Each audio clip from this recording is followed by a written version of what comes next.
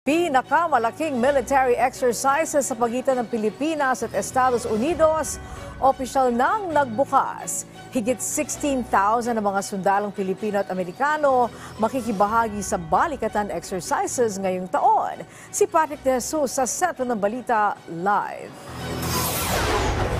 Angelique, patuloy na pagkakaisa at maigting na relasyon sa pagitan ng Pilipinas at Estados Unidos. Ito ang mensahe ng 2024 balikatan exercises na formal nang binuksan ngayong araw.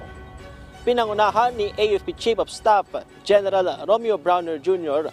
ang opening ceremony ng 2024 balikatan dito sa Camp Aguinaldo kasama ang iba pang opisyal ng AFP at US Armed Forces. 16,700 na Pilipino at Amerikanong sundalo ang lalahok sa iba't ibang exercises sa ilalim ng balikatan mula ngayong araw hanggang May 10. At gagawin ng mga yan sa Northern Luzon, partikular sa Ilocos at Batanes, maging sa Palawan. It is not a partnership of convenience, but rather a clear reflection of our shared history, unwavering commitment to democracy, and respect for international law in our pursuit of peace and security in the Indo-Pacific region. Ang balikatan ay hindi lang magiging sa pagitan ng Pilipinas at US, kundi may direktang partisipasyon ang iba pang kaalyadong bansa habang mayroon ding magsisilbing observer. Kabilang sa balikatan ang multilateral maritime exercise. Hanggang sa dulo yan ng ating exclusive economic zone sa West Philippine Sea, kung saan kasama rito ang France. Sa kabila naman ng presensya ng mga barko ng China, hindi raw ito makakaantala sa MME ng balikatan.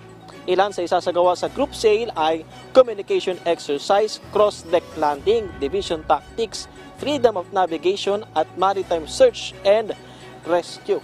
Angelique, muli namang iginiit ng AFP na hindi laban sa isang partikular na bansa ang balikatan na halos 4 na dekada nang ginagawa sa pagitan ng Pilipinas at US, kundi pinapabuti lamang ito ang ating defense posture at interoperability kasama ang iba pang mga kaalyadong bansa.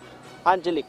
Okay, so Patrick, itong exercises na ito, balikatan, ay kumbaga on land, in the air, and at sea. Tama ba? Tama ka dyan, Angelique. Himpapawid, dagat at sa lupa ang magiging balikatan exercises. At sabi nga ng AFP ay ito nga mas nagiging complex yung pagsasanay sa ilalim ng balikatan. Hindi lang pala ito gagawin, Angelique, sa karagatan, sa himpapawid at saka sa lupa dahil kasama rin sa balikatan exercises yung information warfare exercise dahil nga, Angelique, ngayon kumbaga sa military, syempre laganap na nga rin yung iba't ibang aktibidad sa cyberspace. So magiging aktibidad ito sa ilalim ng balikatan. Angelique. Okay, maraming salamat sa iyo, Patrick De Jesus.